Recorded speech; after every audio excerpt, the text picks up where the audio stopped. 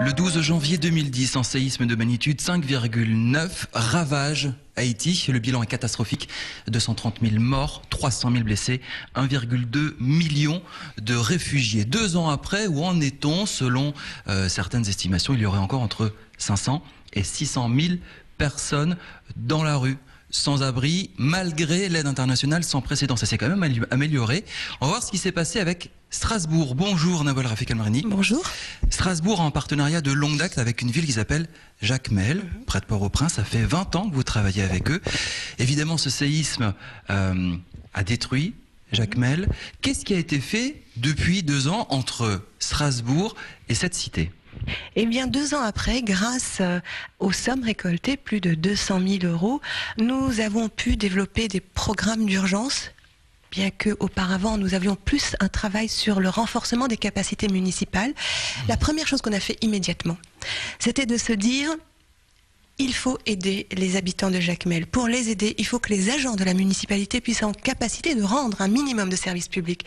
Et donc, nous avons pu, grâce à ces fonds, dans un premier temps, prendre en charge les salaires des agents municipaux. Et ces agents ont pu aider les habitants, ont pu déblayer les rues. Ça, c'était le premier acte immédiat, j'ai envie de dire, quelques jours, quelques semaines après le drame.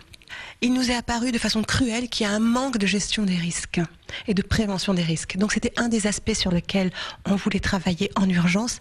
Figurez-vous que nous avons découvert que quand vous êtes jacmélien et que vous appelez un numéro d'urgence, c'est à Port-au-Prince que ça sonne.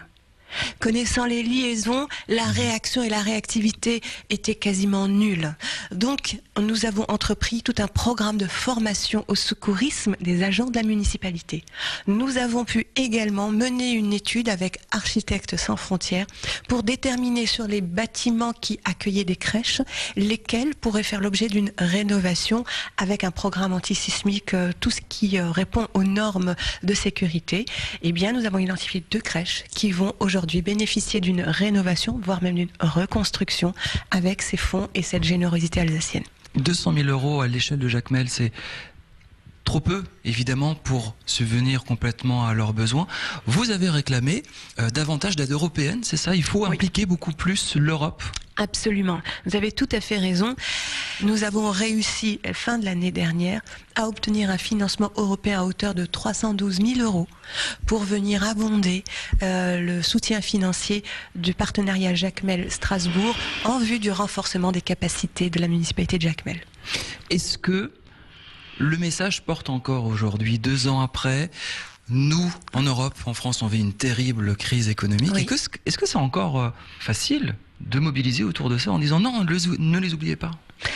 J'ai envie de dire, nous avons besoin de vous, les médias. Vous avez bien vu, lorsque, au lendemain du tremblement de terre, les médias ont porté une attention accrue et légitimement autour de ce drame, la générosité était là. Il y a 2 ans, la crise économique était là également. Les gens ont pourtant été généreux. Les gens, en tous les cas, la France a toujours fait preuve de solidarité internationale, quel que soit le drame, quel que soit le pays qui était atteint. Vous vous souvenez, au lendemain du tremblement de terre, il y a eu ce concert pour Haïti qui a réuni un peu plus de 17 000 €, oui, qu'ils ont remis entièrement à l'IRCOD, avec une seule demande, en disant: Jacmel, c'est la ville de la culture haïtienne.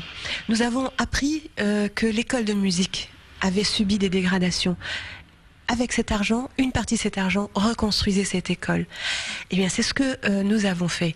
Et nous avons même payé les salaires des professeurs de musique pour partie. Eh bien, Jacmel était vraiment sensible à cette attention parce que ils sont fiers de leur ville et ils sont fiers d'être la ville de la culture, et pour cause. Beaucoup de peintres et de grands auteurs viennent de Jacmel.